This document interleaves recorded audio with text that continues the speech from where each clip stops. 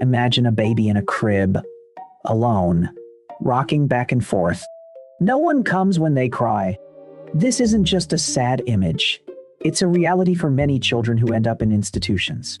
Now, what happens to these kids as they grow up? How do those early experiences shape their adult relationships and mental health? Today, we're diving deep into the long-term effects of early childhood experiences on adults, especially those who faced institutionalization or neglect. So let's set the stage. In the late 20th century, Romania's dictator, Nicolae Ceausescu, made a devastating decision. He banned abortion and contraception, aiming to boost the population. The result? A staggering number of children, about 170,000, were raised in institutions by the time his regime fell. And these weren't just places of temporary care. They were often overcrowded, understaffed, and devoid of the emotional warmth every child needs. Now, if you think about it, when kids are placed in institutions, they might receive basic care, like food and shelter. But what they lack is human interaction. Picture this: one caregiver for up to 15 infants. The wards were so quiet that visitors often wondered why the babies never cried. The truth? They stopped crying because their cries had never been answered. That's a chilling thought, right? Let's talk about the brain for a second. The first 2 years of life are important for brain development. It's when our brains are wiring up for attachment, empathy, and all those important human connections. Neglect during this period can lead to severe, long-term consequences. Studies have shown that many institutionalized children had an average IQ in the low 70s. When you think about it, that's not just a number. It's a huge impact on life choices, job opportunities, and relationships. But what about the personal stories? Let's turn to a woman named Anna.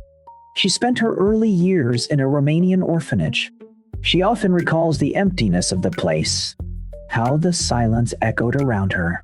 When she was finally placed in care at the age of 3, she was a shell of a child.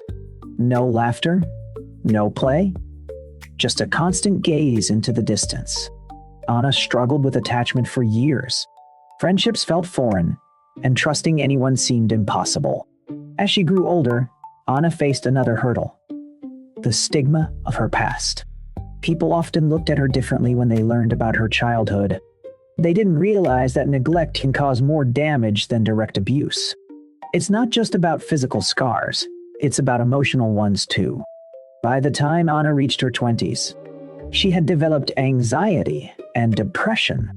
It wasn't until she started therapy that she began to peel back the layers of her pain, exploring how her early experiences shaped her adult relationships.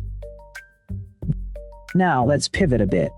One of the critical insights from studies like the Bucharest Early Intervention Project is that the longer a child spends in an institution, the more severe the impact on their development. Children placed in care before their second birthday showed useful recovery in brain function. But those placed after that age? They didn't recover as effectively. The damage was done, and it lingered. It's real and heartbreaking to see how this plays out. Take Mario, for instance. He was in and out of various institutions until he was 5. When he finally got a family, he struggled to connect. He was hypervigilant, always waiting for the other shoe to drop.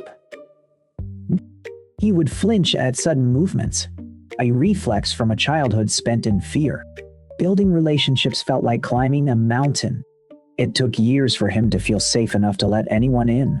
But here's where the story shifts a bit. Some children like Mario and Anna found their way to resilience. They learned to navigate the world despite their early experiences. But why? What made the difference? One key factor is community support. When these individuals had access to understanding mentors, supportive friends, or even community programs, their chances of forming healthier attachments increased. This brings us to a critical conversation about culture. Different cultures view attachment and parenting in distinct ways. In some societies, communal child rearing is the norm. Children are raised by the community, And this shared responsibility can lead to stronger emotional bonds. But in environments where individualism reigns supreme, like in many Western cultures, the burden often falls solely on the parents. This can lead to isolation, especially for parents who might already be struggling. So, how does this all tie back to mental health? Neglect in childhood leads to long-term psychological consequences. Many studies indicate that over half of institutionalized children will have a diagnosable psychiatric disorder by the time they reach 4.5. That's not just a statistic. It's a call to action. It emphasizes the urgent need for systemic changes in how we treat vulnerable children. Community support plays an important role here. It's not just about providing food and shelter. It's about fostering environments where children can thrive emotionally. Countries that have moved towards banning the placement of children under 2 in institutions have seen positive shifts. These policies, influenced by studies highlighting the importance of attachment in early childhood, are important for reshaping how we approach child welfare. Now, let's circle back to our friends Anna and Mario. Anna eventually became an advocate for children in the care system. She often tells her story to raise awareness about the importance of early childhood experiences. Mario, on the other hand, found solace in art. His paintings are a reflection of his struggles and triumphs, and through them, he connects with others who share similar stories. But here's a gut punch. While they both found their paths, the scars of their childhood experiences lingered. Anna still battles trust issues, and Mario often feels the weight of his past creeping into his present. They're reminders that while healing is possible, the journey is often fraught with challenges. So what can we take away from all of this? Well, it's a complex web of experiences that shape us. There's no one-size-fits-all answer. But it's important to recognize that early childhood experiences can have profound effects on adult relationships and mental health. We need to advocate for systemic changes that prioritize emotional support and community involvement in child rearing. If you're wondering what you can do, think about how you can support local initiatives focused on child welfare. Whether it's volunteering, donating, or simply spreading awareness. Every action counts. And here's a thought to leave you with. How can we create a community where every child feels valued, loved, and understood? Because at the end of the day, every child deserves a fighting chance to thrive, no matter their background. In conclusion, the stories of Anna and Mario show us the power of resilience against the odds. Their journeys remind us of the importance of community, understanding, and compassion in shaping our futures.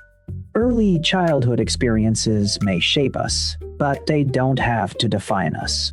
And while the scars may remain, the strength to rise above them can lead to a brighter tomorrow.